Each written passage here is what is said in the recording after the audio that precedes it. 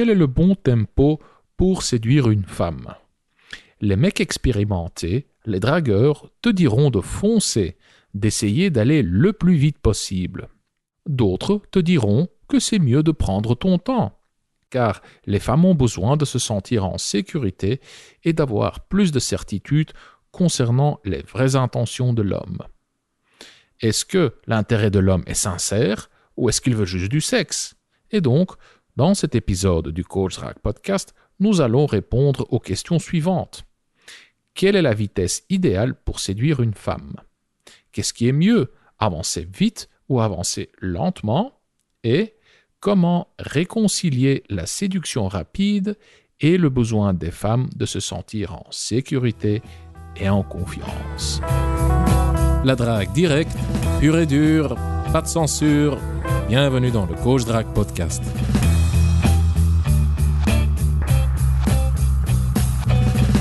Bonjour mon cher Robbie, ou plutôt bonsoir, car il est 8h30 du soir, ici, en Belgique. Toi, tu es où?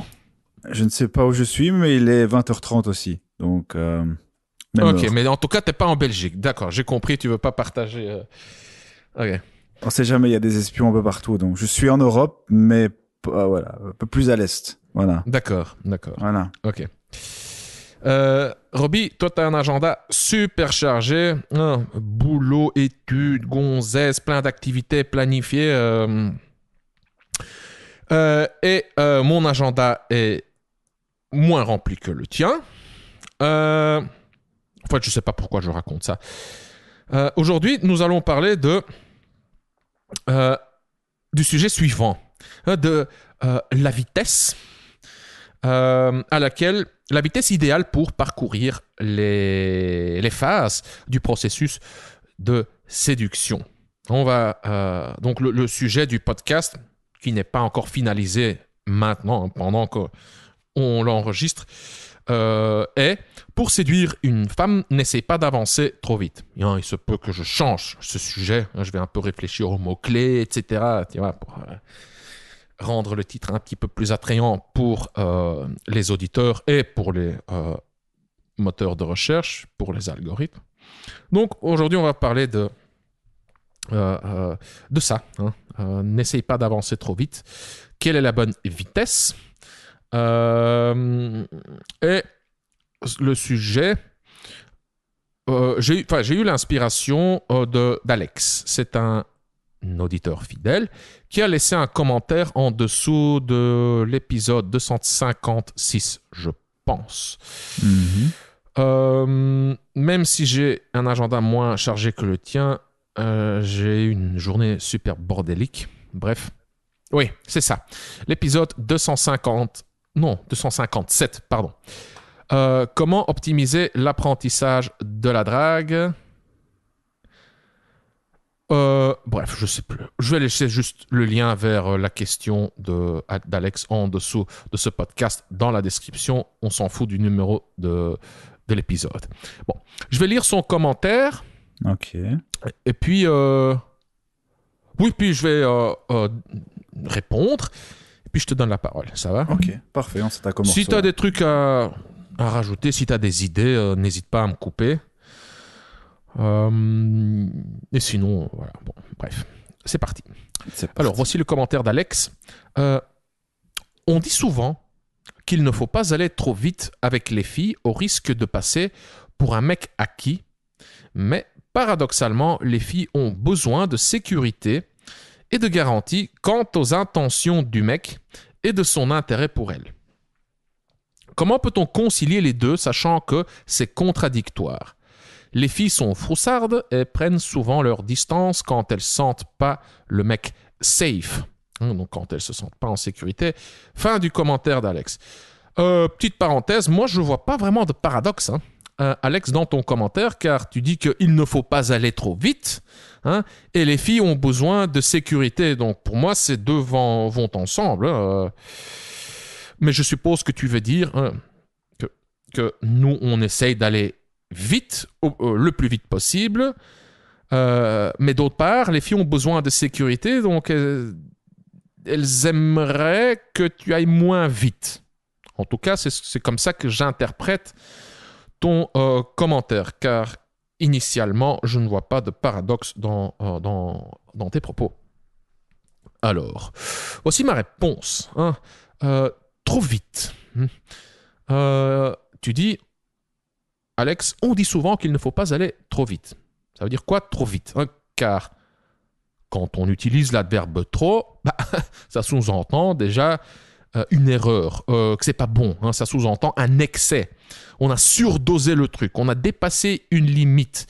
Donc quand c'est trop, c'est pas bon. Donc oui, écoute, tu vas voir plein de vidéos sur YouTube avec l'adverbe trop.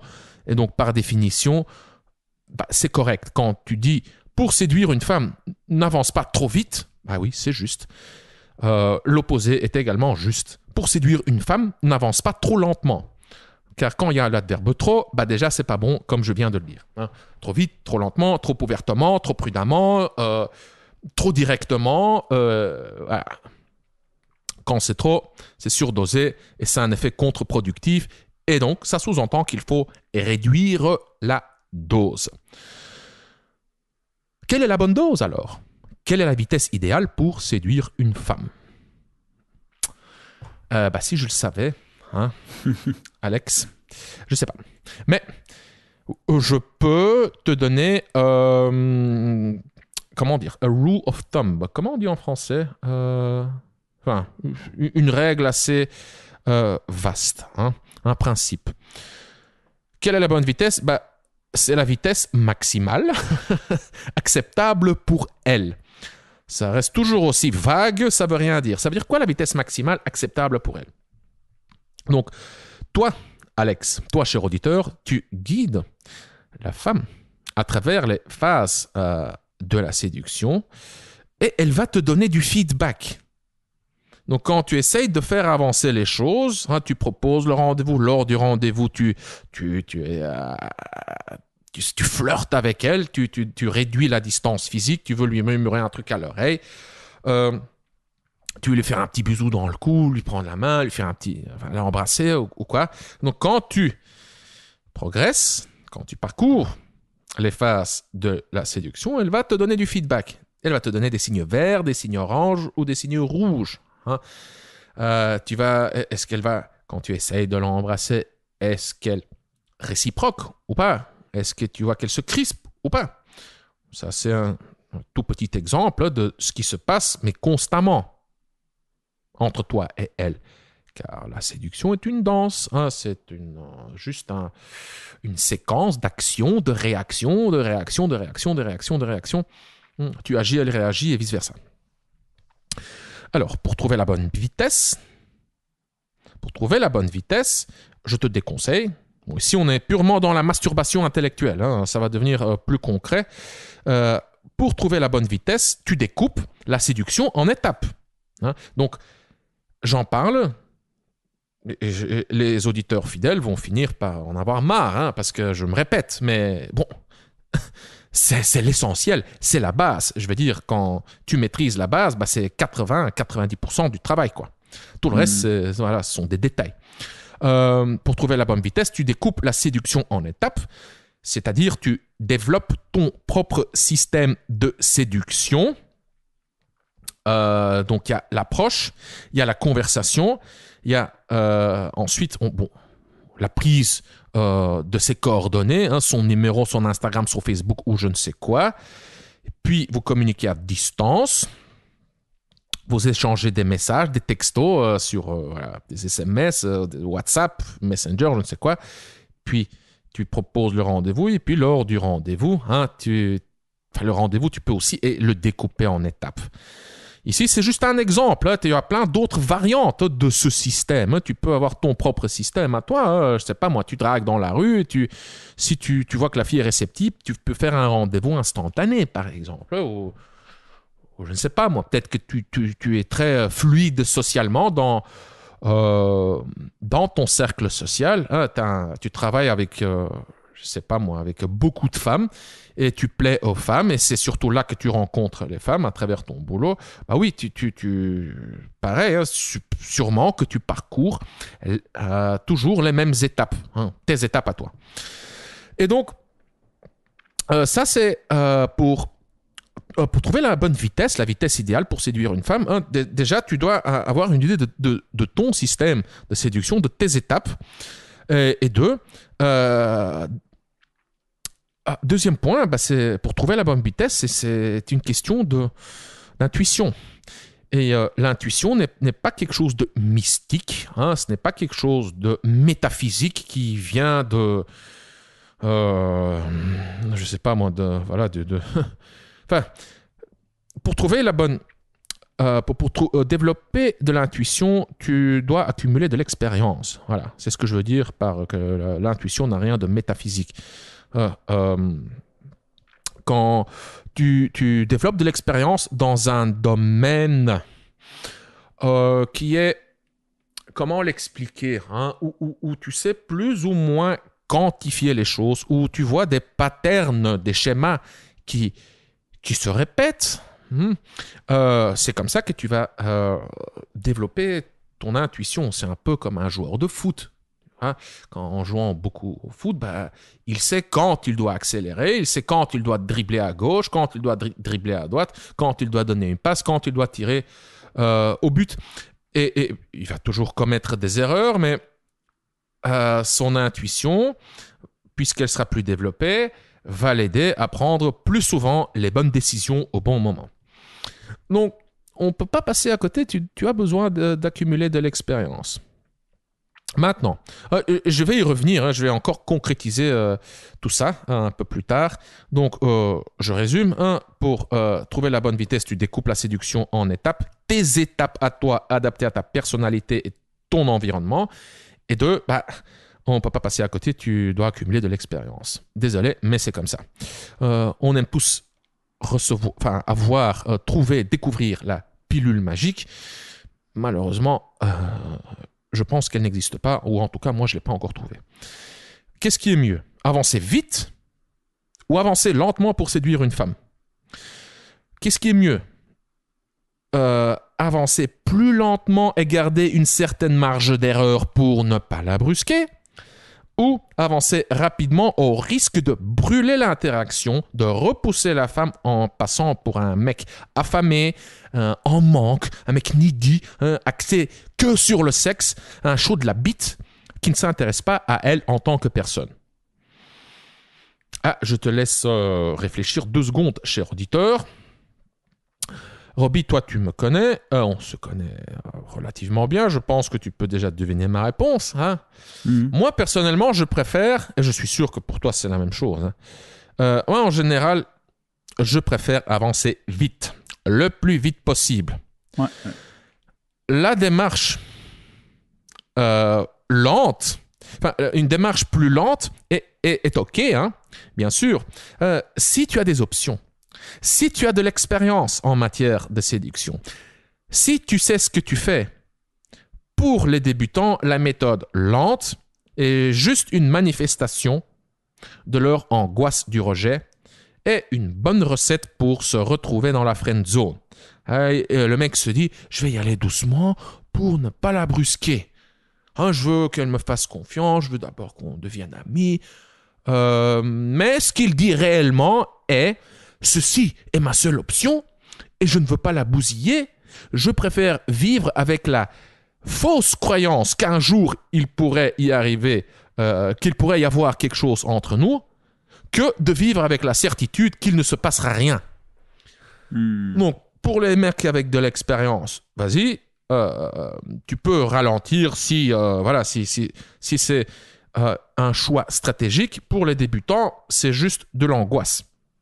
Il y a toujours des exceptions, mais voilà. Ensuite, la question suivante. La séduction rapide et le besoin de sécurité. Comment réconcilier les deux? Ici, j'ai noté aussi plein de trucs. Le premier concept est celui du Commitment Skepticism Bias. J'en ai parlé déjà aussi dans des épisodes précédents.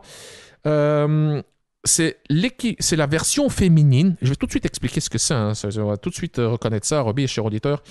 Ça, c'est la version féminine de Sexual Over-Perception Bias. J'explique tout ça.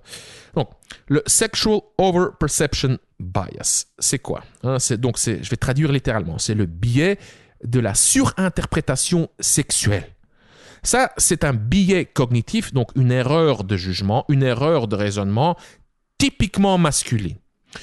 Quand une femme est gentille, polie, quand elle lui sourit, parfois le mec se dit « Oh, elle est intéressée. Ah, je lui plais. » Donc, il interprète fautivement les signes de gentillesse, de politesse, et des petits sourires, quoi, ou même des signes de professionnalisme, il les interprète fautivement comme des signes d'intérêt. Ça, c'est le Sexual Over-Perception Bias. Maintenant, le Commitment Skepticism Bias, c'est le biais du scepticisme de l'engagement, on va dire. Donc ça, c'est la version féminine. C'est cette méfiance presque innée des femmes aux signes d'engagement du mec. Donc, les mecs, ce sont en général les mecs qui font le premier pas, qui chassent, qui vont vers les femmes. Donc, ce sont les femmes qui donnent des indices, genre, oui, approche-moi, voici un feu vert, tu peux t'approcher. Et c'est le mec qui on va dire, qui attaque. Mais les femmes sont plus prudentes, car si elles s'accouplent avec le mec, c'est un risque, un énorme risque. Je parle ici du point de vue évolutionnaire. C'est quoi le risque? C'est qu'elle tombe enceinte, qu'elle doit porter le gosse, il y a la grossesse. Et puis, si le mec se casse, c'est ça le coup. Si le mec se casse, elle se retrouve donc avec un gosse. Elle vient de perdre... Il y a un coup d'opportunité, c'est-à-dire, si le mec devait rester, elle pourrait profiter de ses ressources.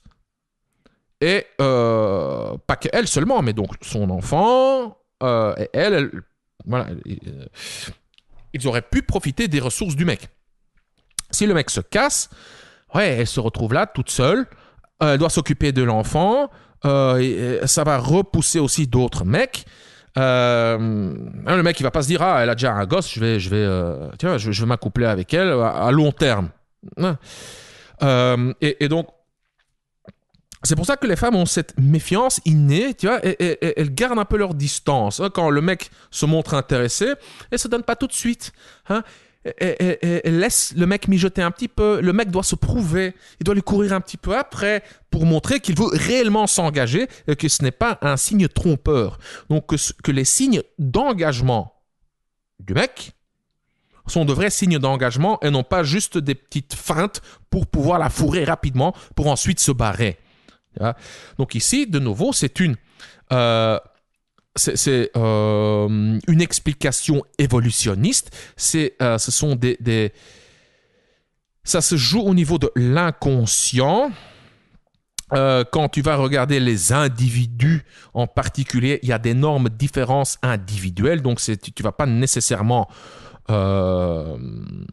voir à chaque fois le commitment skepticism bias chez chaque femme, car il y a d'autres facteurs qui jouent un rôle aussi, je vais y revenir dans quelques instants. Donc voilà quoi. Moi je me rappelle quand je regardais il y a quelques années L'île de la tentation, et là on voyait de manière très claire ce commitment skepticism bias se manifester. Tu vois, quand les séducteurs essayaient de conquérir les femmes, les filles qui étaient en couple avec les mecs se trouvant sur une autre île, tu vois, chaque fois quand il y avait donc de l'intérêt entre donc un des séducteurs et une des 4 filles, tu vois, chaque fois que les filles, elles souvent, la question revenait genre, est-ce que tu es sincère? Mais vraiment, est-ce que ton intérêt est sincère? Pas, n'est-ce pas littéralement comme ça? Parfois, si. Parfois, elle le demandait littéralement, mais tu voyais qu'il y avait juste cette méfiance comme ça. Est-ce que je lui plais réellement, ou est-ce que c'est juste ouais, est-ce que c'est juste une stratégie pour me fourrer, car c'est le but du jeu ici, hein, sur l'île de la tentation. Mais on voit ça aussi hein, dans la vraie vie, que les filles, hein, elles soufflent le chaud et le froid. Maintenant, quand elles soufflent le chaud et le froid, ça peut être aussi juste une expression de son niveau d'intérêt qui est insuffisant. Hein. Mais parfois, les filles se retiennent. Hein. Le mec plaît à la fille. Elle sent qu'elle va tomber amoureuse, mais elle résiste. Elle résiste. Elle dit, il y a un truc qui va pas. Je vais pas entièrement me donner. Je veux d'abord avoir la certitude que ce mec va s'engager à long terme avant vraiment de laisser couler mes émotions librement. Voilà, donc bref, hein, tout ça pour dire que le commitment skepticism bias, voilà, c'est juste un instinct. Ouais, comment dire, une adaptation évolutionnaire pour aider les femmes à choisir les bons mecs, hein, les mecs qui ont comment dire, une bonne génétique et qui sont prêts à s'engager aussi à long terme. Et donc, et ces forces, elles jouent constamment hein, je veux dire quand on entame la parade nuptiale, qu'on entre dans le jeu de séduction, il y a tous ces mécanismes évolutionnaires qui jouent, dont le commitment skepticism bias et il y a aussi le sexual overperception bias, comme j'ai dit. Alors, deuxième point que j'ai noté ici, hein, c'est ta VMA, ta valeur sur le marché de l'amour. Plus ta VMA, plus ta valeur sur le marché de l'amour est élevée, plus tu pourras imposer ta stratégie sexuelle préférée en tant que mec. Encore une fois, ta valeur sur le marché de l'amour est constituée de 4 éléments. 1, ton apparence physique. 2, ton intelligence, donc ton QI, ta capacité à résoudre des problèmes, à t'adapter à un environnement qui change. 3, ton statut, ton statut dans tous les sens, hein, ton statut social, donc ta place au sein de la société, mais aussi ton statut immédiat, c'est-à-dire ta position au sein du groupe ici et maintenant. Hein, quand tu sors avec tes potes et tu te situes tout en bas de l'échelle, bah, tu es moins attirant aux yeux des femmes dans l'environnement immédiat que le mec, que le leader du groupe. Donc ça, c'est le 3e élément, le statut. Et le 4e élément, ce sont tes compétences sociales. Est-ce que tu es fluide socialement? Est-ce que tu arrives à bien t'intégrer dans de nouveaux environnements sociaux? Est-ce que tu es empathique avec les femmes? Est-ce que tu t'entends bien avec ta famille? Etc. etc. Hein? Donc, encore une fois, ta valeur sur le marché de l'amour est constituée de 1. Ton apparence. Hein, je veux dire, un mec jeune, grand, beau, balèze, musclé, avec un dos en forme de V et des épaules larges et des gros bras et de grosses cuisses musclées, bah, il sera plus attirant aux yeux des femmes qu'un petit, gros, chauve avec un visage asymétrique et des jambes en forme de X, tu vois. Donc, 1. Apparence physique. 2.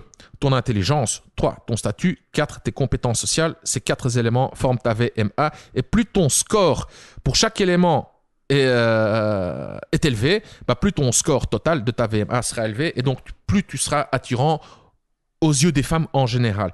Et plus ta VMA est élevée, plus ta valeur perçue aux yeux de cette femme le sera probablement aussi. Bon, en tenant compte, il faut aussi tenir compte de sa valeur sur le marché de l'amour à elle. Hein, je veux dire, un mec qui est un 8 sur 10, bah, il sera moins attirant aux yeux d'une 9 sur 10 que aux yeux d'une 6 sur 10. Donc, c'est toujours relatif. Hein. Et il y a aussi l'environnement qui joue un rôle. Hein, mais bon, ça, c'est aussi une autre question. L'environnement qui joue un rôle, c'est-à-dire un mec qui est un 6 sur 10, tu le mets dans un... Si c'est le seul mec dans un environnement où il n'y a que des femmes, si ces femmes n'ont pas accès à d'autres mecs, oui, sa valeur va tout de suite exploser. Hein. Et donc, il y a quelque part une tension, un conflit d'intérêts. Car je ne me rappelle pas si je viens de le dire, mais plus ta VMA est élevée, plus tu pourras imposer ta stratégie sexuelle préférée. J'explique. Il y a quelque part une tension, un conflit d'intérêts entre les hommes et les femmes. Attention, hein, ici je parle du point de vue évolutionniste. Et c'est une simplification. Hein. Ce n'est pas une question de nous, les hommes, contre vous, les femmes. Hein. Ce n'est pas qu'il y a un vrai conflit, qu'on doit se détester, qu'on doit se... comment dire, qu'on doit se combattre. Bien au contraire. Hein, la collaboration est la meilleure solution. Hein, c'est la meilleure option. De nouveau, c'est une vision évolutionniste. Donc, voici le conflit. En général, d'un point de vue évolutionniste, hein, ce sont des forces primitives, hein, inconscientes. Les hommes veulent diversifier leur portefeuille, c'est-à-dire ils veulent féconder un maximum de femelles avec un minimum d'efforts. De nouveau, c'est une simplification. Hein. Et d'autre part, les femelles veulent se caser avec les mecs avec la VMA la plus élevée. Elles veulent les mecs ayant la plus haute valeur. Et donc, les hommes et les femmes doivent quelque part faire des compromis et se retrouver quelque part au milieu. Hein, maintenant, je vais illustrer. Visualise, il y a un mec timide, petit, pauvre, chauve, sans diplôme, un QI de même pas de 100, tu vois, 95. Il est légèrement bébé, c'est un peu simple. Il est moche, il a un visage asymétrique, il s'habille mal. Bah lui, il va tout de suite vouloir s'accoupler avec une fille dès qu'une occasion se présente. Pardon, quand je dis s'accoupler, c'est se caser, se mettre en couple, à long terme. Il va vouloir faire sa copine. Mais cette fille ne voudra pas, car elle aura probablement de meilleures options. Et donc, elle va mettre le mec dans la friend zone.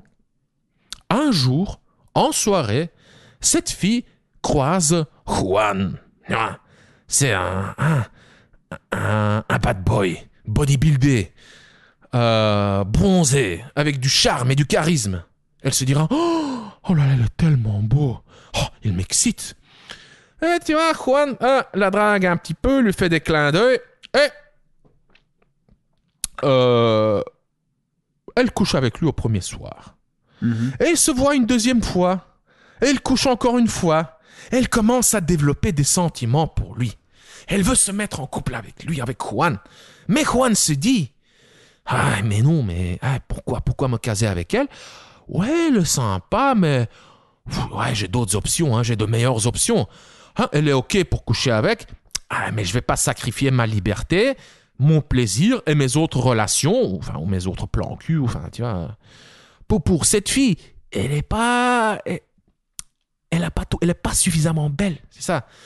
Et donc, elle aussi, elle va ressentir ce conflit interne. Elle va aussi ressentir le commitment skepticism bias. Elle va vouloir se mettre en couple avec lui, mais elle va aussi résister. Elle va dire, non, mais c'est quoi les signes qu'il m'envoie? Est-ce qu'il veut s'engager à long terme? Merde, non, il veut pas. Il veut pas. Oh là là, le cœur brisé. Elle va voir le premier mec, le petit. Chauve, pauvre, sans diplôme, etc.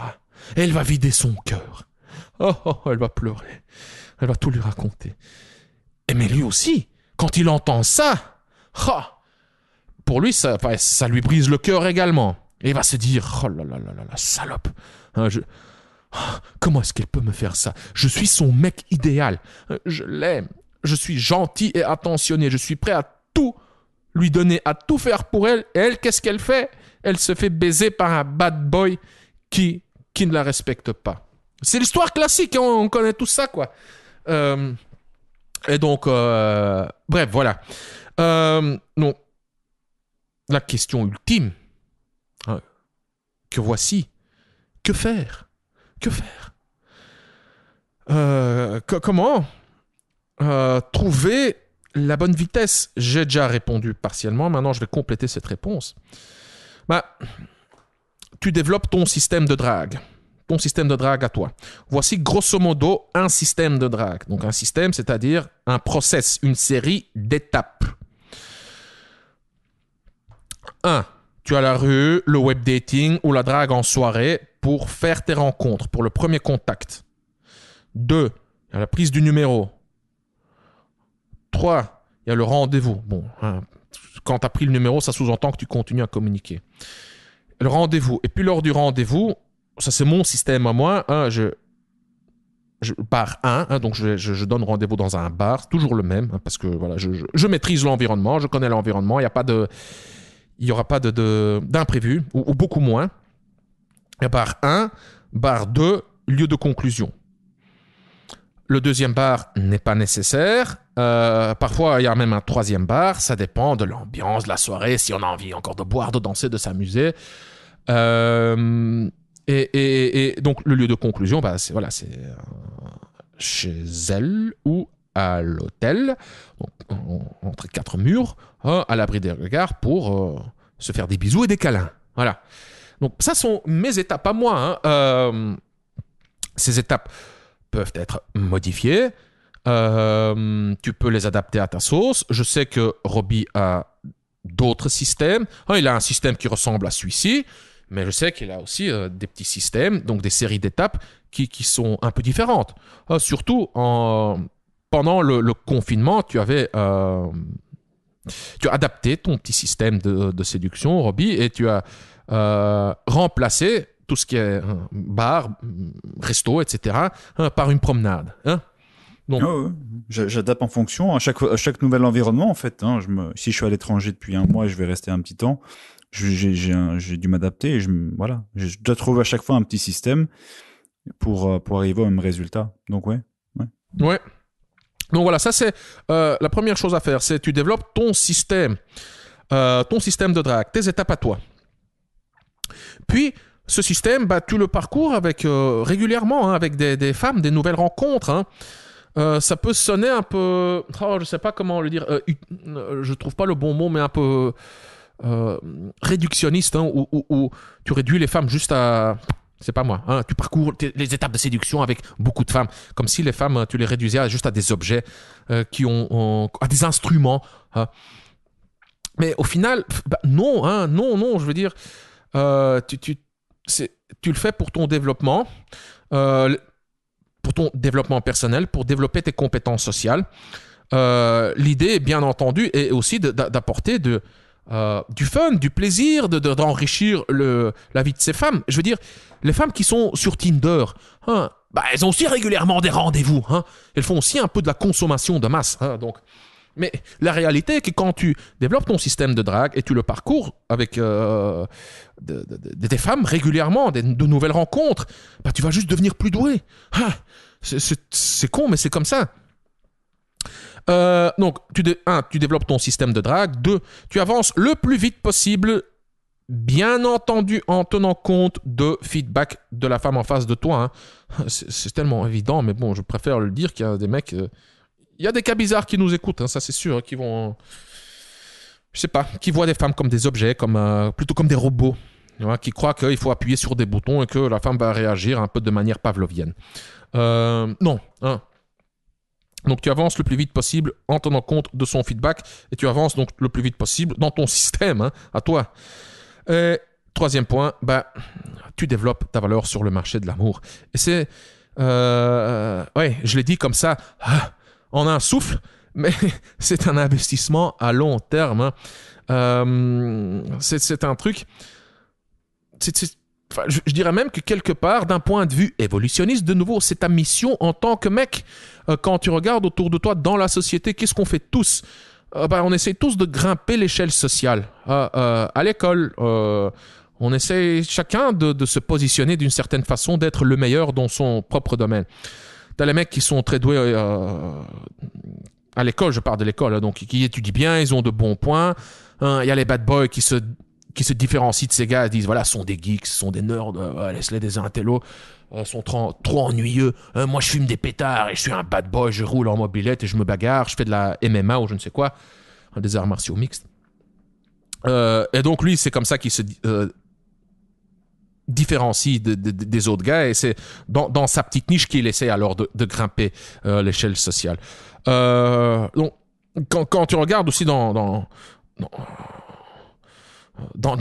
la vie professionnelle, oui, on fait tous la même chose. Quand tu regardes ce que font les voisins, ils se regardent et voilà, si ton voisin a une piscine, toi tu vas probablement, je ne dis pas nécessairement, mais probablement aussi vouloir avoir une piscine. Hein. je sais plus où j'avais lu ou vu ça, mais tu sais que quand tu survoles des quartiers en hélicoptère, bah, les piscines sont... Il y a une structure, hein, c'est toujours... c'est par nuages comme ça, c'est par des petits... c'est condensé, tu vois, tu survoles comme ça une zone et là il y a plein de piscines, hein, et puis tu survoles une autre zone, il n'y a pas de piscine, et puis tu survoles une autre zone, il y a de nouveau plein de piscines. Et ici, chez nous à Tir-le-Mont, je vois un phénomène similaire vers la fin de l'année. Mhm. C'est vraiment ridicule à voir. C'est bête, hein. C'est drôle et c'est marginal aussi, hein. Il y a ici des maisons, hein, qui vers Noël, Nouvel An, qui mettent des décorations à l'extérieur. Tu vois, ils mettent des guirlandes, ils mettent des lumières, des machins. Et c'est vraiment concentré, hein, c'est vraiment la même chose, comme avec les piscines. Il y a une rue comme ça où juste toutes les maisons ont des lumières. Et il y a une maison qui, mon vieux, c'est un parc d'attractions presque. Il y a tellement de statues, de nains de jardin, de Saint-Nicolas, de cerfs, je sais pas moi, de Père Noël, de bottes, et des lampes. Mais tu vois ça de loin, hein, à des kilomètres, tu vois déjà la maison briller. Et tu vois que la maison d'à côté a aussi beaucoup de lumière, mais un peu moins. Et celle à côté en a aussi beaucoup, mais aussi un peu moins que celle juste avant. Et il y a comme ça des cercles concentriques. Tu vois, plus tu te distancies de cette maison, moins chaque maison a des lumières. Donc, tout ça pour te dire que même si tu n'en es pas conscient, toi, Roby, moi, Consti, toi, cher auditeur, on essaie tous quelque part de grimper l'échelle sociale. Quand je dis grimper l'échelle sociale, souviens-toi, la VMA est constituée de 4 éléments. Ton apparence, ton intelligence, ton statut et tes compétences sociales. Donc que tu en sois conscient ou non, tout le monde bosse sur sa VMA, mais si tu en es conscient, bah, tu peux bosser sur ta VMA de manière beaucoup plus efficace et beaucoup plus ciblée. Et la drague fait partie de ce développement. Donc du développement de ta VMA. Car faire de la musculation, investir dans ton job, sans te concentrer sur tes compétences sociales, bah, ça ne va pas nécessairement t'aider avec les femmes, hein. Tu resteras probablement timide et maladroit avec les femmes. Donc ce n'est pas en devenant un bon informaticien, un bon ingénieur, programmeur, investisseur, cuisinier ou je ne sais quoi, que tu deviendras bon avec les femmes. Pour devenir un bon dragueur, bah, tu dois pratiquer la drague. Pour développer tes compétences sociales dans le contexte des interactions hommes-femmes, bah, tu dois interagir avec des femmes. Et surtout des femmes qui te plaisent, qui t'intimident, pour te désensibiliser. Et donc, j'ai parlé de ton système de drague à échelle macro. Mais pour l'échelle micro, donc, comment parcourir les étapes concrètement? Donc, quoi faire, quoi dire, mot pour aborder une femme, développer la conversation, etc. Ça, je vais y revenir plus tard. Roby, je te donne la parole. Mais écoute, très complet, merci. Je vais essayer de pas répéter ce que tu as dit, donc je vais prendre certaines pauses par moment pour histoire de les remettre en même temps et de pas trop répéter. Mais je voulais juste revenir sur certains points. Moi, j'ai en fait séparé le commentaire de Alex en trois points. Le premier, tu l'as mentionné en long et en large, hein, c'est le fait de ne pas aller trop vite avec les filles au risque de passer pour un mec acquis. Donc j'ai repris la formulation. Et donc j'ai noté, au sein de cette question, j'ai noté 2 points. Donc le fait de ne pas aller trop vite et le fait d'être, entre guillemets, un mec facilement acquis. Alors, concernant le fait d'aller trop vite, en fait, tu as tout dit, donc je vais juste répéter quelque chose de très important, c'est comment expliquer ça correctement. En fait, je suis comme toi, et tu me connais, j'ai un système où moi je vais très vite également. Et aller très vite ne veut pas dire forcément foncer droit dans le mur, bien au contraire. C'est pas la vitesse. C'est pas le fait d'aller vite qui peut poser problème, c'est d'autres choses qui peuvent poser problème. Et en fait, qu'une fille te dise à la fin ça va trop vite, c'est généralement pas dû ce n'est pas à cause de la vitesse, mais c'est plutôt à cause de comment tu t'y es pris. Et en fait, quand elle te dit ça a été trop vite, c'est simplement une excuse, simplement une verbalisation d'un problème qui est tout autre. Tu as pris l'exemple, comment tu l'avais appelé, ce bad boy, Juan, ou je sais plus Juan, comment tu disais. ouais. Ouais, Juan. C'est peut-être Antonio. Hein. Voilà. Ouais. Combien de fois tu as déjà vu ça aussi en soirée où il y a une alchimie de malade qui passe avec une fille, tu peux l'embrasser après 30 secondes, elle se pose pas la question, ça va trop vite. Tu vois ce que je veux dire? Donc, ça va trop vite. Si une fille te le dit, la plupart du temps, et je donnerai une nuance juste après, c'est simplement une verbalisation d'une excuse. C'est simplement que le bas blesse à un autre point. Et toi, tu penses que c'est parce que tu as été trop vite, et c'est ça la raison de ton échec. Mais pas du tout. Et si par exemple, on parlait justement juste avant le podcast de Forsome, Consti t'a fait un joli Forsome il y a pas longtemps. Moi, j'en ai fait un, mais pas dans les mêmes circonstances. C'est-à-dire que moi, c'est plutôt 3 filles en 3 jours d'affilée. Et en fait, quand je regarde comment ça s'est passé très, très vite. C'était j'ai utilisé un script particulier, dont on parlera un peu plus tard quand tu parleras de ma formation, le script. Mais si c'est bien amené, les choses peuvent et doivent d'ailleurs se passer très vite. C'est pas que ça doit à chaque fois se passer après 1 heure ou 2 heures, parce que bon, voilà, il faut quand même parfois un peu plus de temps. Mais la vitesse n'est pas, c'est pas parce que ça va vite que ça ne peut pas fonctionner. Bien au contraire, quand il l'a mentionné, je l'ai mentionné aussi, toutes mes interactions se déroulent relativement vite. Donc, moi, ce que je retiens surtout à ce niveau-là, c'est pas le fait d'aller trop vite, c'est plutôt est-ce que ton système, et comme il l'a mentionné, est suffisamment solide. Moi, par exemple, c'est la façon dont je l'approche, le contenu de la conversation, l'endroit que je choisis, l'analyse logistique que je fais, c'est-à-dire je recherche un endroit qui est proche de chez elle ou de chez moi, ça dépend si moi je suis seul ou si elle est seule, la manière dont je vais me comporter lors du rendez-vous. Et tout ça va faire que le rendez-vous va être conditionné et ça va certainement m'aider à passer les étapes plus rapidement. Et quand tu reçois, et je l'ai mentionné juste avant, un trop vite de son côté, cela peut être la réalité. Ça peut vraiment, j'ai encore eu ça le cas ici récemment, ça peut être la réalité, ça peut être parce que ça va trop vite. Mais si c'est le cas, dans ce cas-là, donc, elle devra rééquilibrer la balance en te montrant de l'intérêt. Si par contre elle te dit « cela va trop vite » et que derrière tu sens un manque flagrant d'intérêt, ça va trop vite veut simplement dire que c'est une simple excuse de la non-réciprocité de son intérêt envers toi, tout simplement. Donc, ne pas aller trop vite, ça veut tout et rien dire. Pour moi, ça veut tout et rien dire parce que, et quand si c'est comme ça chez toi aussi, mes interactions vont vite. Je prends ici les 3 dernières que j'ai eues, une jeudi, une vendredi, une samedi. J'ai été au même endroit 3 jours d'affilée. J'ai fait la même chose, c'est-à-dire l'approche sur l'application, un message vocal bien spécifique sur WhatsApp quand on est passé sur WhatsApp. Au rendez-vous, on a pris une bouteille de vin. J'ai pris la même bouteille de vin 3 jours d'affilée qui avait le même prix. Comme ça, j'étais certain du budget. C'était textbook. C'était incroyable. Et après 1h, 1h15, j'avais ma phrase je savais, j'ai fait mon petit jeu favori, le salapa. J'ai passé les différentes étapes. Après 1h30, 1h20, je sais plus, j'ai pas regardé ma montre non plus. On a appelé un Uber et 1h45 plus tard, c'était fini, quoi. Donc, on voit, qu'est-ce qui a joué ici le rôle primaire? C'est l'importance du système. C'est l'importance du système. Par contre, j'ai d'autres exemples aussi. C'est surtout au tout début, parce que j'ai déménagé et je vais rester au moins 1 an à l'étranger. Au tout début, donc il y a 3 semaines, j'avais pas encore mes endroits, je devais un peu me réhabituer, je devais chercher mon nouveau système. Et là, finalement, j'ai eu des rendez-vous moyens. Et c'est dans ces rendez-vous moyens où quand tu essayes peut-être de l'embrasser ou de la ramener chez elle, où tu vas te prendre désolé, non, pas aussi vite. Parce que j'étais pas encore super bien rodé, parce qu'effectivement, en fait, ça va trop vite, c'est simplement de nouveau une verbalisation de il n'y a pas eu assez de confort, il n'y a pas eu assez d'intimité, il n'y a pas eu, t'as pas su faire monter la température suffisamment.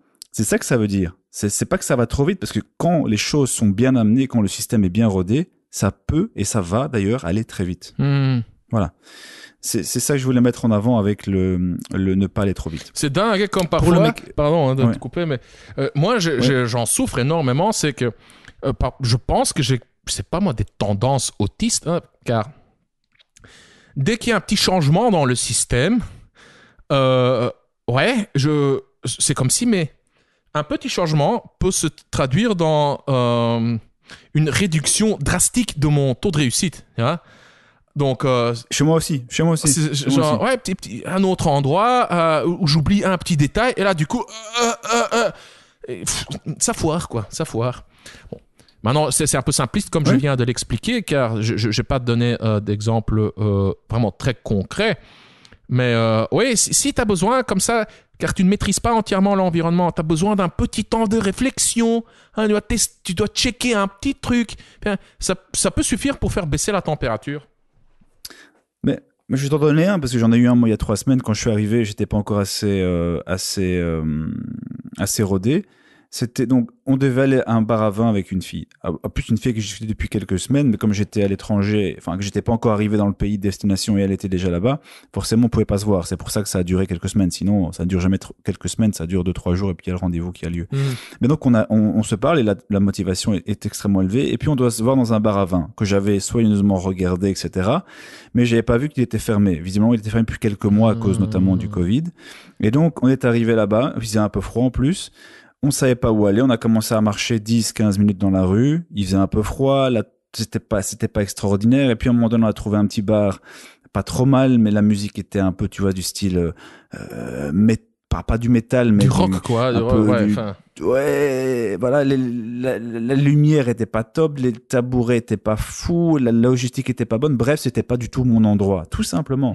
Eh bien, cet élément-là a vraiment fait que j'étais pas dans mon système habituel.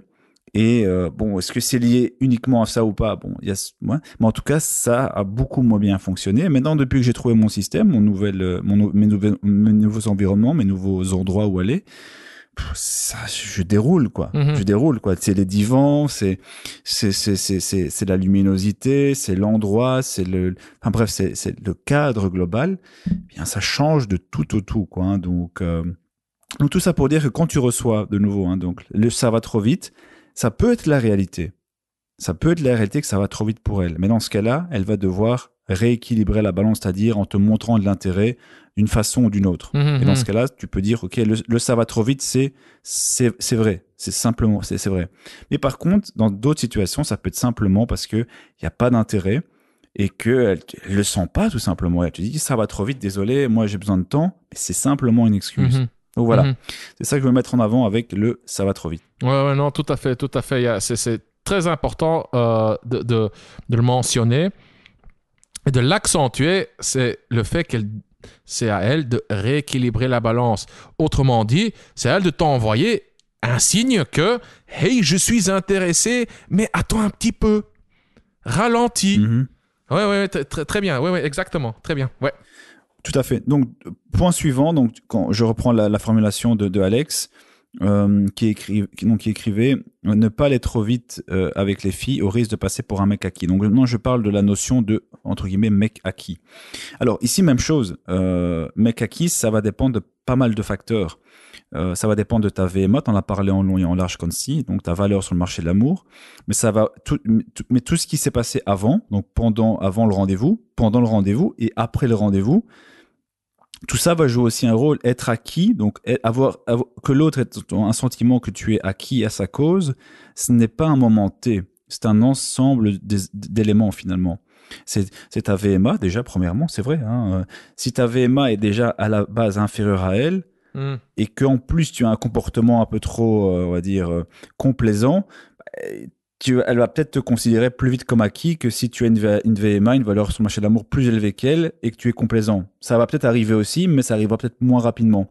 Mais ce que je veux dire, c'est que c'est ta VMA, ta façon de communiquer, ta complaisance, ta disponibilité, la façon dont tu réponds, la manière dont tu te rends disponible pour l'avoir, etc. Donc en fait, un mec acquis, en gros, pour moi, c'est quoi? C'est un mec qui est en manque d'opportunités, un manque d'opportunités, qui n'a pas une vie remplie, et on remplit pas au sens uniquement activité, boulot, etc., mais aussi au niveau des filles. Et cela se traduit dans son comportement à différents stades, que ce soit au niveau de la conversation, que ce soit au niveau du rendez-vous, ou pour peu que c'est encore un impact à ce moment-là, après le rendez-vous. D'ailleurs, moi, je vois aussi la grosse différence. Maintenant que je suis ici, je vois, j'ai passé une période de merde avec le Covid où c'était un peu chiant et j'avais pas énormément de choses à faire, notamment à cause de la situation. Et depuis que je suis ici, c'est complètement l'inverse.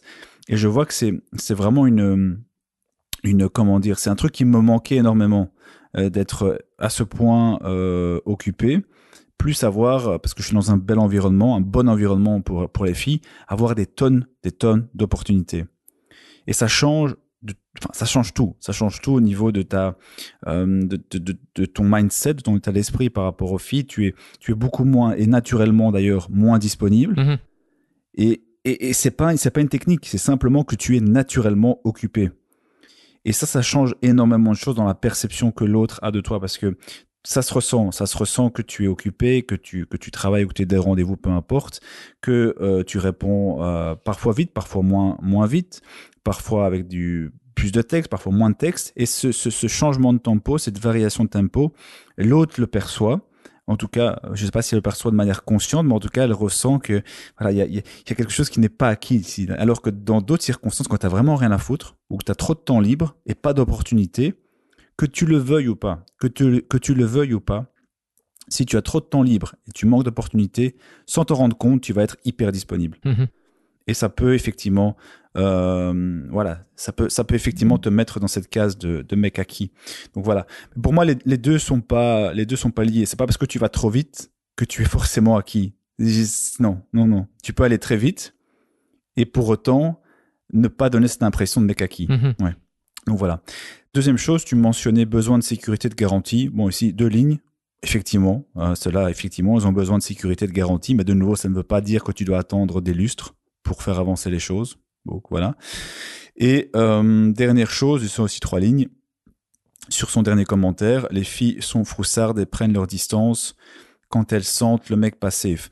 Donc pas, oui, elle n'est pas confortable avec le mec, si je comprends bien.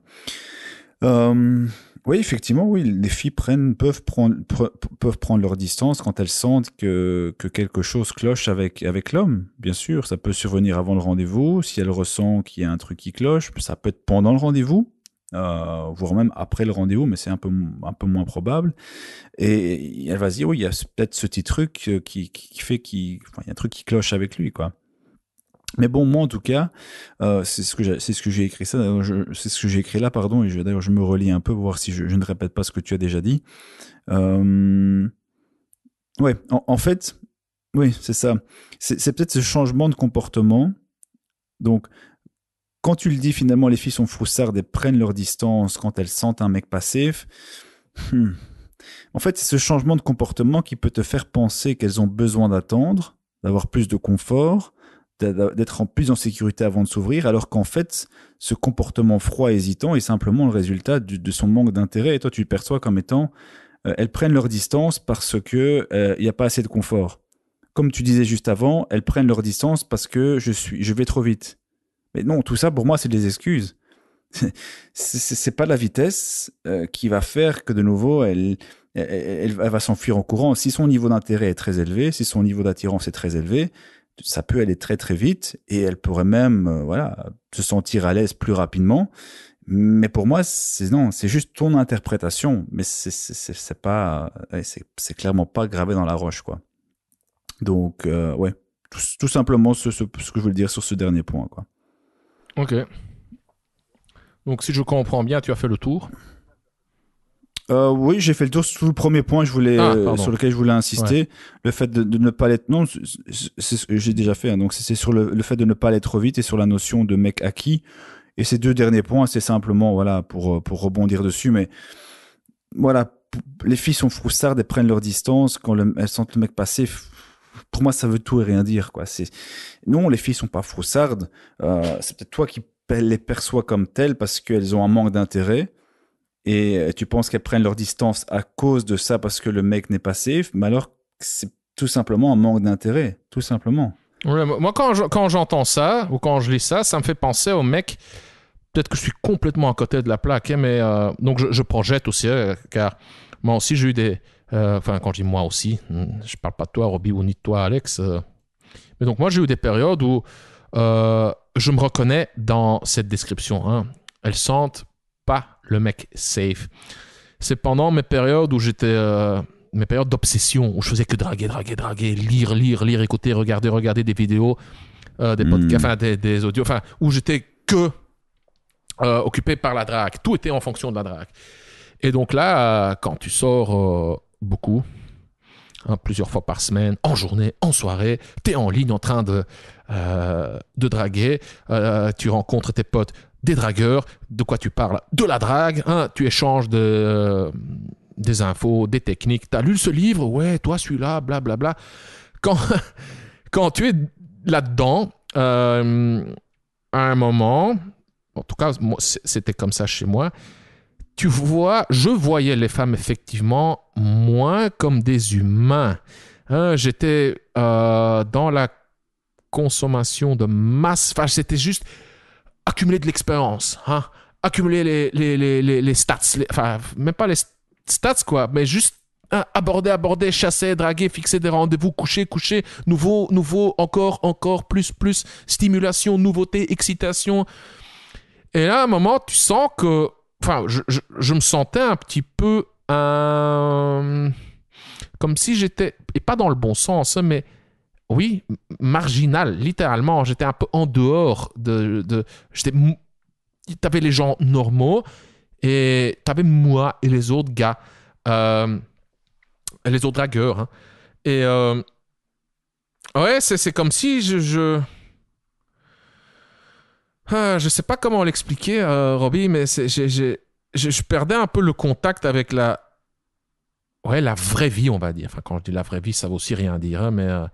Enfin, avec les gens normaux, quoi, qui ne sont pas dans la drague, qui se lèvent le matin pour aller bosser, qui sortent avec leurs amis, qui font, je sais pas moi, qui ont un loisir, tu vois, qui sont pas aussi obsédés par la drague. Et là, parfois, quand j'étais dans cet état d'esprit, il y avait une déconnexion avec les filles.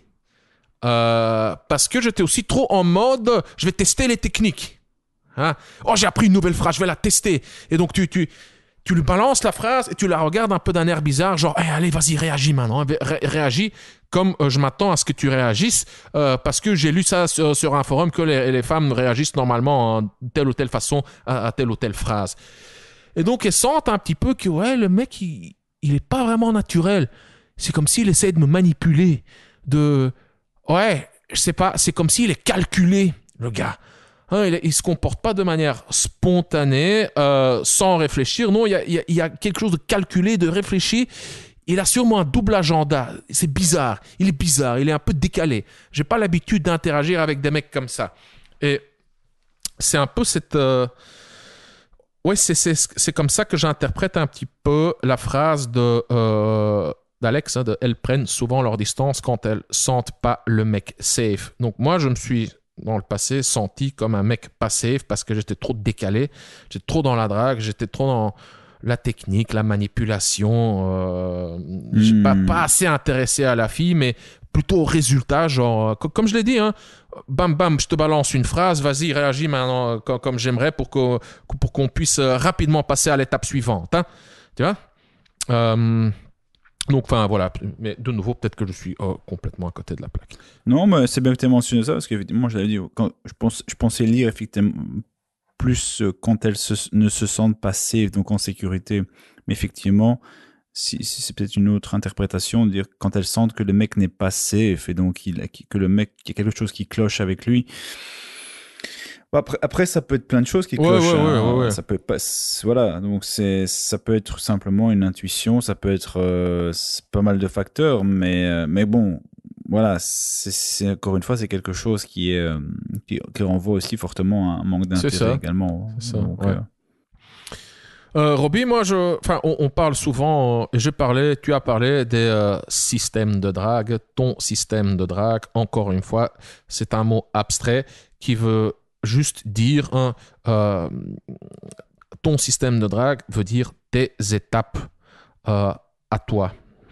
Et quand je dis tes étapes, on peut même réduire ça à des étapes physiques, littéralement physiques, liées à l'environnement physique. Encore une fois, tu abordes une femme dans la rue, tu développes la conversation, tu prends son numéro. Quand tu prends son numéro, tu changes d'environnement, qui est le virtuel. le smartphone, pardon.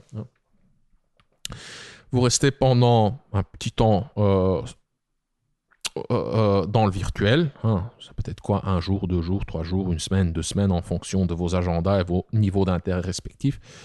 Puis il y a le rendez-vous. Hop, là, vous vous retrouvez dans le monde physique. Et puis il y a le premier bar, deuxième bar, lieu de conclusion. Ou premier bar, lieu de conclusion. Voilà, premier bar, puis vous allez manger un bout. Bref, peu importe. Donc, comme je l'ai dit, ça reste assez. C'est une vue d'ensemble, une vue globale. La question suivante se pose: comment parcourir ces étapes concrètement? Quoi faire concrètement? Quoi dire mot pour mot pour aborder une femme, développer la conversation, prendre ses coordonnées, son numéro, son Instagram, son Facebook ou n'importe quel autre moyen, n'importe quel autre info pour la contacter. Donc, quoi dire mot pour ensuite échanger via le smartphone. Quoi dire pour proposer le rendez-vous? Quoi dire pour qu'elle accepte le rendez-vous? Lors du rendez-vous, où fixer le rendez-vous? Comment te comporter? Quoi dire mot pour mot du début du rendez-vous jusqu'à la fin du rendez-vous pour augmenter tes chances de développer une connexion émotionnelle et intime avec cette femme. Donc, c'est vraiment voilà, on parle de l'accouplement, quoi. Hey, tu me plais, je te plais, on échange des infos, on voit si on est compatible, je vais essayer de te séduire, j'espère que qu'on va danser à 2, et puis à la fin du rendez-vous, qu'on continue à danser, mais à l'horizontale, quoi. Donc, tout ça. Comment parcourir ces étapes concrètement? Eh bien là, je t'invite à jeter un coup d'œil à la formation de Robbie, la formation intitulée Le Script. Le Script, c'est la Bible de la drague directe structurée. Pourquoi la Bible? Car c'est une œuvre gigantesque, complète. C'est tout ce, je veux dire, c'est tout ce dont tu auras besoin pour parcourir les étapes de la séduction, de l'approche à la conclusion. Donc, c'est pour ça que c'est la Bible, car c'est super complet. Pourquoi drague directe structurée? Car on masque pas nos intentions. Je suis un homme, tu es une femme, tu me plais et j'interagis avec toi parce que je suis intéressé intimement par toi. On va pas faire semblant. Voilà, on assume, quoi. On assume, c'est ce que l'adjectif direct veut dire. On assume et on le cache pas. Voilà. Et structuré, pourquoi structuré? Car on commence par le début. On respecte les phases de la séduction. On ne va pas résister à la nature. On suit juste les phases de la séduction. Et c'est aussi un élément de ta formation.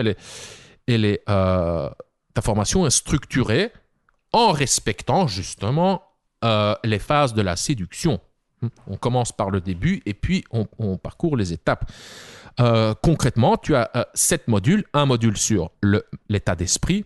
Car avant de rencontrer des femmes, tu es là, tu existes, cher auditeur, avec tes pensées, ton humeur, tes croyances, tes convictions. Quand tu te regardes dans le miroir le matin, ou si tu es un étudiant à midi, quand tu te regardes dans le miroir, l'image que tu vois dans ce miroir, ça évoque plein de choses. Donc, je parle de l'image de soi que tu as. Tu la portes constamment. C'est ce que tu communiques, quoi. Tu la communiques constamment, même avant d'aborder une femme. Donc, ça, c'est le premier module sur l'état d'esprit. Donc, quel est le bon état d'esprit d'un dragueur à succès? Comment gérer tes émotions? Comment gérer la motivation? Donc, comment te motiver avant de faire des rencontres? Il y a comment gérer l'angoisse, le stress, etc. Comment te préparer mentalement pour tes rendez-vous, etc. Il y a un module sur la drague de rue. Dans le module sur la drague de rue, tu apprendras mot pour mot, avec des phrases et des techniques de drague toutes faites, développées par notre cher ami Robbie. Tu apprendras quoi dire mot pour aborder une femme, développer la conversation et prendre ses coordonnées. Mais déjà, aussi pour éventuellement planter la graine du rendez-vous avant d'avoir pris ses coordonnées ou juste après. Donc, tu prépares déjà le terrain. Il y a un module sur la drague en soirée. Enfin, la drague en soirée, c'est devenu... ce module est redevenu pertinent. Pendant 1 an et demi, ce module était... on l'avait mis en veille, quoi. Vu que les bars et les boîtes, tout ça était fermé. Mais là, maintenant, de nouveau, on peut sortir et chasser en soirée. Ce que j'adore dans le module sur la drague en soirée, c'est que, Robbie, comme d'habitude, tu vas droit au but. Dès le début, tu dis, écoute, ici, tu apprendras à conclure le soir même. Tu sors pour rencontrer des femmes et pour les ramener chez toi le soir même. Ça marche pas à tous les coups. Il y a des plans B aussi. Je veux dire, quand ça va pas, tu prends son numéro. Mais bon, tout ça, tu en parles dans le module sur la drague en soirée. Donc, c'est pas un truc light. C'est pas un truc dilué genre, sors juste pour t'amuser. Quand tu penses pas aux gonzesses, c'est là qu'ils vont venir parce que tu es détaché et tu t'amuses. Non. T'es un chasseur, tu sors parce que tu veux choper, quoi. Voilà. On va pas se mentir, c'est comme ça. Ensuite, il y a un module sur la drague en ligne qu'avec la mise à jour, je sais pas moi, t'as décuplé le contenu en termes de volume et de qualité. C'est devenu un monstre. Tellement c'est immense ce que tu partages comme contenu, comme technique concrète, des phrases pour lancer la conversation, développer la conversation, proposer et obtenir le rendez-vous sur les applications de rencontre. Donc, il y a le module sur la drague en ligne, c'est ce dont je parle. Tu as rajouté 20 vidéos à ce module. Bref, mais ici, je me disperse un petit peu. Donc, dans le module sur la drague en ligne, tu apprendras de nouveau quoi dire, mot pour mot, avec des exemples concrets de comment lancer la conversation, développer la conversation et obtenir le rendez-vous. Je viens de le mentionner, Robbie, tu as mis la formation à jour avec plein de nouveaux contenus, presque tous les modules, tu as mis à jour presque tous les modules avec du contenu supplémentaire, des phrases de nouvelles phrases de drague, de nouveaux scripts, de nouveaux petits systèmes de drague, et surtout parce qu'en temps de Corona, c'était une des meilleures options, ou la solution la plus, logique, quoi. C'est la drague en ligne en temps de Corona. Là, tu as beaucoup expérimenté, appris, et toutes ces nouvelles connaissances, tu les as intégrées, tu les as rajoutées au script. Le module sur la drague en ligne faisait au départ, je pense, 1h15 ou quoi. Maintenant, il fait plus de 5 heures. Tu as rajouté plus de 20 vidéos, presque 30 vidéos aussi, avec des analyses de conversation et des interactions où tu découpais, expliquais. T'as tellement de choix maintenant, cher auditeur, avec des phrases de drague concrètes. Bref, je continue. Donc, il y a ensuite un module sur la drague, le text game, la drague via le smartphone, donc tout ce qui est texto et messages et messagerie. Donc, une fois que dans la vraie vie, tu as obtenu les coordonnées et tu es passé dans le monde virtuel, on va dire, où tu échanges à distance par message. Dans le module sur le text game, tu nous donnes aussi des phrases concrètes, quoi dire, comment le dire, pour obtenir le rendez-vous. Car c'est ça le but, au final, c'est de revoir la fille. Et bon, c'est vrai que il y a le module sur la drague en ligne et le module sur le text game. Quelque part, ça se chevauche, car je veux dire, si tu as ton smartphone dans la main, quand tu tapes un message sur Tinder dans le chat, il y a des ressemblances avec WhatsApp. Tu tapes un message sur ton téléphone, mais il y a aussi des nuances, il y a aussi des différences, bien entendu.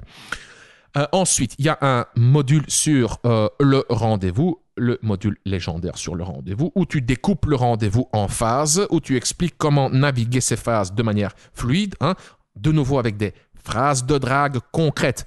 quoi dire au début du rendez-vous, et pour ça, pour chaque sous-phase du rendez-vous, pour tester le niveau d'intérêt de la fille, pour faire monter son niveau d'intérêt, pour instaurer de la tension sexuelle, pour la mettre en confiance, pour ensuite rentrer chez toi ou chez elle pour faire l'amour. Voilà. Et il y a un dernier module intitulé le puzzle complété, où tous les concepts des modules précédents sont regroupés et synthétisés à l'aide d'anecdotes, de comptes rendus. Donc, tu analyses des comptes rendus et où tu reprends les concepts de tous les autres modules précédents. Et comme ça, c'est pour renforcer l'apprentissage. Ce qui est de très chouette aussi dans ce module, c'est que tu partages aussi des trucs qui n'ont pas marché. Mm-hmm. Donc, tu vois ce qui se passe quand tu oublies des éléments, quand tu n'appliques pas certains éléments. Et on voit ce qui se passe quand tu appliques les éléments. Bref. Donc, tu vois que quand tu maîtrises la chose, comment ça peut se terminer. Et tu vois quand tu foires, quand tu es plus bordélique, comment ça peut ne pas aboutir. Ça, c'est le 7e module. Et il y a aussi 3 bonus. Il y a un bonus, un audio sur la drague à l'étranger. Il y a un bonus sur encore des analyses de compte rendu supplémentaires. Et il y a aussi un mini coaching où tu peux envoyer tes questions, nous raconter ton histoire dans un message audio privé. Alors moi, Consti, pas Roby, mais moi, Consti, je te répondrai dans un message audio privé à tes questions. Voilà quoi. Et, moi, entre-temps, j'ai finalisé donc la mise à jour de la plateforme, donc du côté technique, de tout ce qui est l'espace membre. Voilà. Donc là, maintenant, il y a aussi les commentaires qui sont ouverts. Donc en dessous de chaque module, cher auditeur, tu sais poser des questions, partager des comptes rendus pour frimer, pour nous montrer ce que tu as réussi. Tu peux donner des coups de main à d'autres gars qui ont des questions, ou toi-même tu peux poser des questions, ou donner du feedback. Qu'est-ce qu'on pourrait améliorer à tel ou tel module, qu'est-ce qui manque, qu'est-ce qu'on devrait ajouter, qu'est-ce qui t'a plu, qu'est-ce qui t'a pas plu, etc. Donc, c'est ça que je voulais rajouter pour te couper 30 secondes, c'est qu'il y a 2 choses aussi. C'est vrai qu'à chaque fois, je me dis que j'aurais dû le rajouter dans le script, même si c'est pas grand-chose, mais c'est que les modules, c'est pas hermétique. C'est-à-dire que, par exemple, tu as parlé longuement du module 4 que j'ai mis à jour sur la drague en ligne. Et effectivement, c'est devenu un mastodonte. Il y a énormément de contenu. En fait, c'est un produit à part. On pourrait le mettre sur le marché en tant que produit à part. Mais bon. Oui, enfin bon, c'est anecdotique, mais ce qui est surtout important, c'est que toutes les phrases, d'ailleurs, il y a une boîte à outils que j'ai faite spécialement où je regroupe toutes les phrases que je mentionne dans le module, c'est que tout ça, ça peut s'appliquer dans d'autres environnements. Je veux dire, des phrases que tu utilises sur la drague en ligne, tu pourrais très bien les utiliser quand tu fais ton text game, entre guillemets, avec une fille que tu as abordée en rue ou en soirée. Je veux dire, tout ça, c'est de l'inspiration que tu peux utiliser à tous les stades. C'est pas hermétique au sens que tu peux utiliser uniquement ces phrases sur la drague en ligne. Non, tu peux les utiliser partout. Ça, c'est le gros avantage. Et deuxième chose, c'est que grâce à cette interactivité que tu rajoutais grâce à l'espace membre, la plateforme digitale, c'est effectivement la possibilité de donner du feedback, etc. Et de mon côté, moi aussi, de rajouter quand c'est bien sûr nécessaire, quand c'est vraiment une valeur ajoutée, aussi c'est une question qu'on a déjà répondu, bien sûr que non. Par exemple ici, comme j'ai déménagé, j'ai mis en place un nouveau petit système, un nouveau script finalement. Eh bien, je vais le partager sur la plateforme dès que possible. Et quand j'ai des bonnes choses qui arrivent, des nouveaux trucs que j'essaie et qui fonctionnent via la méthode essai-erreur, je rajouterai ça, puisque d'après ce que tu m'as dit, Conti, c'est relativement facile de rajouter de nouveaux contenus sur la plateforme, quoi. Ouais. Donc, voilà, ça c'est aussi un gros avantage qu'on aura avec cette nouvelle mouture du script, c'est que l'interactivité va renforcer la coopération. Et donc, on aura comme ça ce côté un peu systémique et on va partager. Et moi, je partagerai également, vous partagerez également. Et donc, on pourra vraiment communiquer via cette plateforme. Et compléter la formation, rajouter des éléments, l'enrichir. Donc, c'est pas comme tu l'as dit, c'est pas un truc statique, c'est un truc organique qui va encore augmenter en volume et en qualité, en quantité, en échangeant avec vous.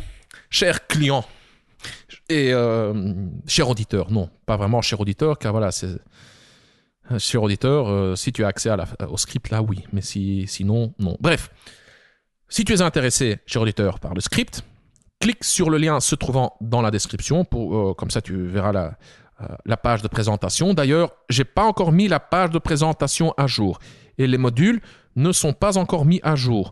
Dès que les modules seront mis à jour, j'augmente le prix de 149 à 249 euros au moins, peut-être même à 299.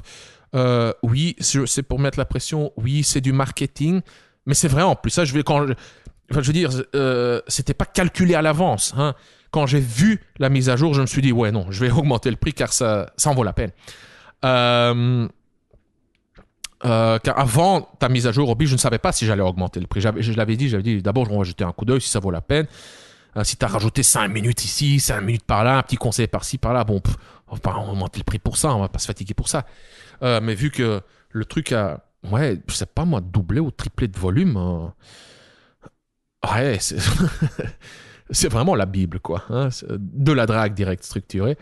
Pour moi, cette augmentation du prix est légitimée. Maintenant, on va voir comment le marché réagit, hein, bien entendu. Mais une chose est sûre, une fois que les modules seront mis à jour, j'augmente le prix. Et si tu en profites maintenant, cher auditeur, si tu te procures le script maintenant, bah, tu recevras les mises à jour gratuitement. Hein, je vais pas... voilà, tu profiteras du prix actuel.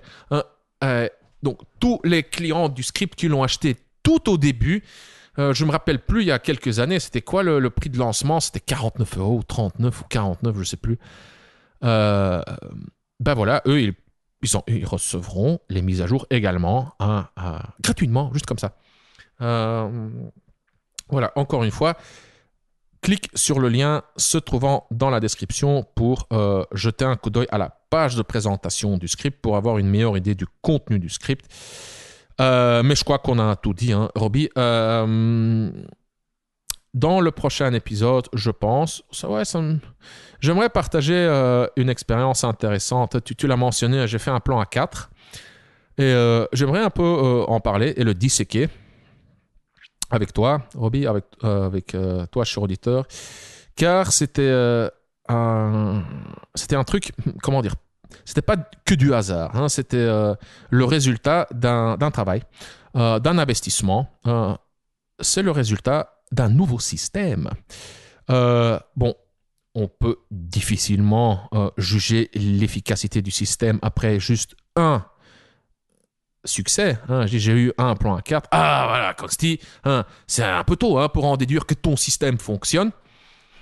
Bah, je dirais, oui, effectivement, mais si je te dis que avant ça, j'ai eu un plan à 3, et chaque fois qu'avec des femmes, hein, donc c'est pas un plan à 4, c'est pas moi et 3 hommes, hein, ou moi et un mec et 2 filles, ou moi et 3 mecs et... non, j'arrive même plus à compter. Non, c'est chaque fois moi et que moi et des femmes. Hein. Donc, il y a une méthode derrière. Et ce qui est de très beau et de contre-intuitif, c'est que c'est dingue. Quand je repense à mon passé, quand je repense à comment je pensais il y a, disons, 20 ans, ces trucs-là, c'était pour les autres, c'était pas pour moi. Hein. Bref, ce que je voulais dire, c'est que ce qu'il y a de beau et de contre-intuitif, c'est que ça prend moins d'efforts. J'ai fait moins d'efforts, j'ai presque rien dû faire. Mais cependant, de nouveau, il y a un système derrière. C'est partiellement, car c'est partiellement le fruit de mon travail. Bien entendu, quand il s'agit d'un plan à 4, c'est pas que moi qui décide. J'ai pas 100% de contrôle sur la situation. C'est une collaboration. Je veux dire, les femmes doivent être d'accord, elles doivent en avoir envie, elles doivent participer. C'est une danse. Voilà. Et donc, j'aimerais... ouais, je pense que... on va en parler lors de... Je sais pas si ça sera le prochain épisode ou celui d'après, je sais pas, on va voir, on va se mettre d'accord. Ça marche. Ouais, car j'ai encore de belles choses. Enfin, le futur s'avère très prometteur pour moi à ce niveau-là, au niveau des plans à plusieurs. Je te remercie, Robbie. Merci à toi. Alex, merci pour ta question. J'ai vu que tu as laissé encore des questions intéressantes. Je pense qu'on va y répondre. Je vais juste voir quand, comment on va remplir l'agenda, comment on va planifier l'enregistrement et la publication des podcasts. Mais bon, je vais rien te promettre, sachant que je suis relativement bordélique, mais il y a de fortes chances qu'on réponde également à tes autres questions. Donc voilà. Merci Alex, merci cher auditeur. On se revoit dans le prochain épisode. Bye bye. Yes, bye bye. Voilà, cher auditeur, nous sommes arrivés à la fin de cet épisode. Si toi aussi tu souhaites obtenir une solution à ton problème ou une réponse à ta question, alors je t'invite à décrire ton problème ou à poser ta question en laissant un commentaire sur YouTube en dessous de n'importe quel épisode du Coach Drac Podcast. Si tu ne l'as pas encore fait, alors abonne-toi au Coach Drac Podcast. Tu peux t'abonner sur YouTube, Spotify, SoundCloud, Apple Podcast ou via l'application que tu utilises pour écouter ce podcast. Et si tu as aimé cet épisode du Coach Drac Podcast et si tu souhaites me remercier ou me donner un coup de pouce, voici ce que tu peux faire. Si tu m'écoutes sur YouTube, alors tu peux laisser un pouce bleu ou un commentaire. Si tu m'écoutes sur Apple Podcast, alors tu peux laisser une évaluation de 5 étoiles si tu trouves, bien entendu, que le podcast mérite une telle évaluation. Les évaluations, les pouces bleus et les commentaires sont importants, ou en tout cas ils sont importants pour moi, car ils m'encouragent, me motivent et me donnent des idées pour créer du nouveau contenu. Mais avant tout, en laissant un commentaire, une évaluation ou un pouce bleu, tu aides les mecs comme toi et moi à découvrir le Coach Drac Podcast plus facilement. Je suis Consti de CoachDrac.com. Merci d'avoir écouté le Coach Drac Podcast. On se revoit dans le prochain épisode.